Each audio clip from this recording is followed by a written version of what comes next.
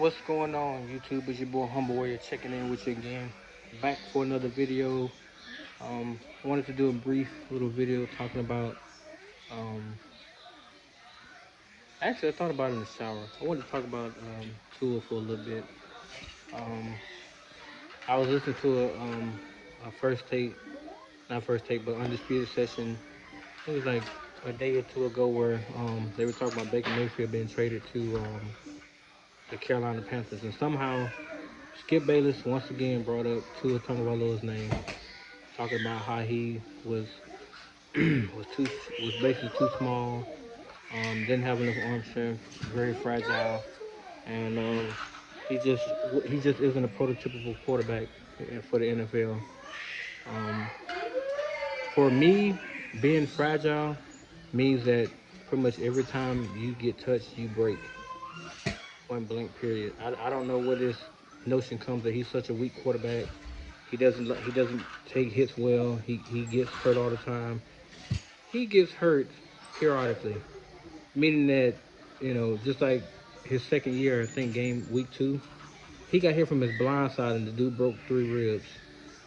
Yet the stories go that he still tried to get in the game despite having broken ribs.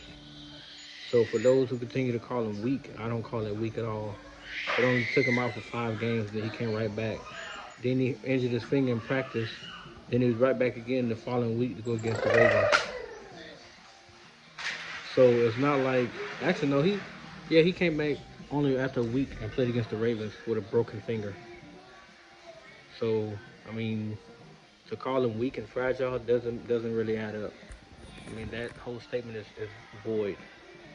I mean, the only major injury he sustained in his career is a hip injury, and there's no coming back within weeks for that. He had 2 tightrope ankle surgeries while he was in college, which only took him out for 3 weeks. He came back to play in the SC Championship games both times that he basically got hurt. Actually, he got hurt in one of the SC Championship games. He came back to play against Clemson 3 weeks later in the semifinal round. But people don't give him credit because to them it doesn't fit the narrative that he's a weak quarterback, that he's fragile. So I really don't get that part. As far as his arm strength goes, it doesn't take much arm strength to throw the ball 40 yards. Now, if you want to say a 70-yard bomb, okay. But I've seen Tua throw, you know, 50, 60, 70 yards in a game. Does he do it often? No, because the play calling isn't designed for that. You're not going to throw a go route 70 yards down the field. You're going to throw it at least 40. The guy's going to run the other 40 yards or maybe 30 yards for a 70 or 80-yard touchdown pass, quote unquote. So this whole stupid belief that you got to have this massive arm strength is total BS. You don't need it. You only have to be accurate and have anticipatory skills, which is 2 things he possesses. Much better than most quarterbacks in the NFL right now. But people don't give him his credit because, for one, he doesn't boast or brag about what he can do. And for two, he's not all about the glory. He doesn't care. It doesn't bother him. The only thing he cares about is his teammates and doing his job to the best of his ability. If that offends other people, then oh well. This this whole thing is getting annoying. It's like every other day they got something to say about him. And I put out video after video after video about how I felt about him. It's not changing to me, but to me it's just like, bro, get off the man. Okay. But it's like, bro, get off the dude. Like, come on. Like, real talk. And this season that's coming, to me, is it a make or break season? No. But will it shut a lot of people up? Yes. If Tua is able to stay healthy and come out there and ball out the way I know he can, given the weapons he have now, it's gonna be absolutely beautiful to see how many people shut up. Especially week 1, if he comes out there and put up 350 plus yards with like 3 touchdowns, people gonna immediately, oh well, that was impressive. He balled out. He took control of the offense. He did exactly what they said he was gonna do.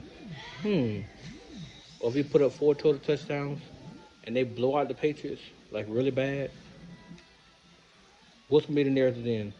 Or with Tyreek, he put up almost 200 yard receiving, and Water had over 100 yards, and blah blah blah. Yeah, but who got them the ball? So you're not gonna give any credit to him because it don't make sense but you give credit to receivers and everybody else around him that you say assisted him in the win, despite him facilitating the ball around where he had to get it so they can do their thing in space, right?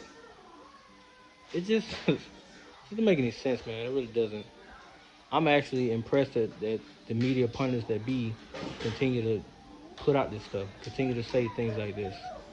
It's just mind blowing to me, man. Like the stuff they talk about, and most people are starting to come around to them. It's just the same people. Skip, Colin Cowherd, people like that. They just repeatedly, want to bash him. Um, who else? It's other female analysts out there that do it too, which I think they're trying to make a name for themselves. Because if you don't know football, don't speak on it. That's stupid. But for those who have seen him play, the kid is coming. As long as he stays healthy, which I'm praying training camp, nothing gets hurt on him, he doesn't get nicked up, and you're gonna watch this train roll. So, with that being said, guys, let me know what you think. Peace.